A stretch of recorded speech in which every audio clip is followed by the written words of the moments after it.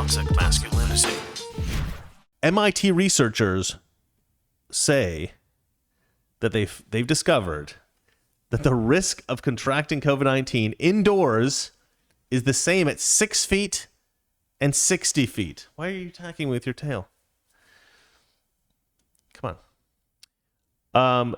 Same risk of contracting COVID at 60 feet and 6 feet. So basically, you can't escape COVID indoors, guys. You can't escape COVID indoors. Their stupid measures are ridiculous and arbitrary and stupid. All right, sorry, I'm on the old story here. Let's move over. All right, so this is the story here. I'm going to pause that. All right. MIT researchers' risk of contracting COVID indoors is the same as 60 and 6 feet. You know, and we knew this when they started the 6 feet thing. We were like, this seems arbitrary. And a lot of people were reporting that this was, in fact, just an arbitrary thing. They've just decided 6 feet. And now it's like 3 feet. I think it's been changed to 3 feet. Doesn't make any sense. All this stuff is BS. The risk of contracting COVID-19 indoors is the same whether socially distanced 6 feet apart or 60 feet apart, researchers at the Massachusetts Institute of Technology say. The study, published in the Proceedings of the National Academy of Sciences in the United States of America earlier this month, argues that there isn't much benefit to distancing 6 feet apart. Ideas about coronavirus transmission have changed since the beginning of the pandemic. At the start of the global outbreak, scientists and medical professionals believed that hand washing after touching surfaces was the leading cause of transmission. I think that's probably true still. Experts now say the virus is transmitted through droplets released when people talk, sneeze, and cough. Professor Martin Bazant, who teaches chemical engineering and applied mathematics at MIT, told CNBC that the rule really has no physical basis because the air a person is breathing while wearing a mask tends to rise and comes down elsewhere in the room. So you're more exposed to the average background. What? I don't understand what that means. It's a weird sentence. So you're more exposed to the average... What did you knock over? My headphones? There we go. You're more exposed to the average background than you are to a person at a distance. What? More exposed to the average background? Maybe that's a I don't understand what that means. Okay. Bazant and MIT applied mathematics professor John Bush created a model to calculate exposure risk to COVID-19 in an indoor setting based on the amount of time indoors, air filtration, immunizations, variants, and respiratory activities like breathing. They say that the most important factor is the amount of time spent indoors rather than how far apart people are standing from one another. So, you know, this actually goes to this point that everybody had been making since the beginning, which was that you can't, like, do you remember, like, they were saying, you know, we couldn't leave our houses for, like, you remember, like, the quarantines where we were locked inside our houses?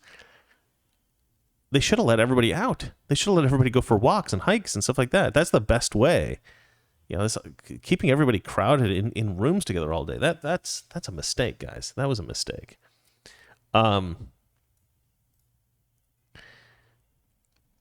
Okay, they say the most important factor is the amount of time spent indoors rather than how far apart people stand from one another. What our analysis continues to show is that many spaces that have been shown to, in fact, many spaces that have been shut down, in fact, don't need to be, Bazant told CNBC. And that's a critical thing. I'm sad that I messed that up. Let's read that again. What our analysis continues to show is that many spaces that have been shut down, in fact, don't need to be, Bazant told CNBC. It's very important. Oh, is my wife here? Valeria? Are you here? I thought I heard her say something, but maybe that was some random other person that's in my apartment. Let's see here. He continued by arguing that if a space is large enough with proper ventilation, the amount of time spent in those spaces is such that those spaces can be safely operated even at full capacity, and the scientific support for reduced capacity in those spaces is really not very good. And actually, that's supported by what's gone on with the airlines. They used to think that, okay, if you fly in planes with all those people in there, it's gonna, you're probably gonna catch COVID if somebody's got COVID. But what they found is that nobody catches COVID on flights. It's incredibly rare.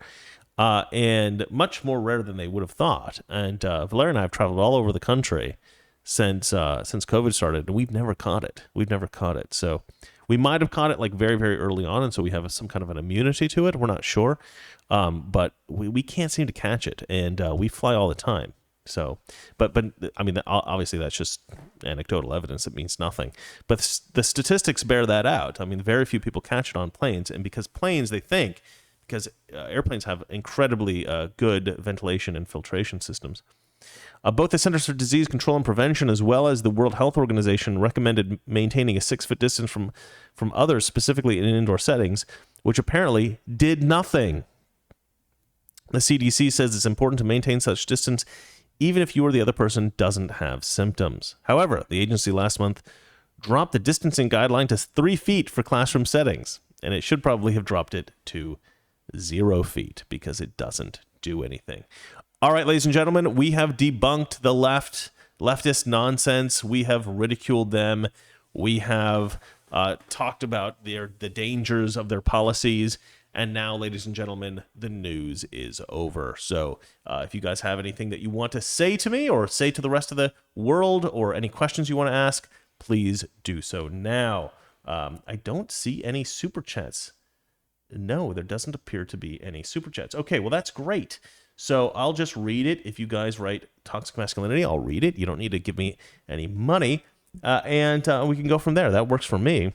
Frank James writes, do you still not understand why I say Aston is a leftist, even after his demonstrations and protests disrupting your work? That's not funny. Okay, it's a little bit funny. Toxic Masculinity. Weekdays, 9 p.m. Eastern, 6 p.m. Pacific.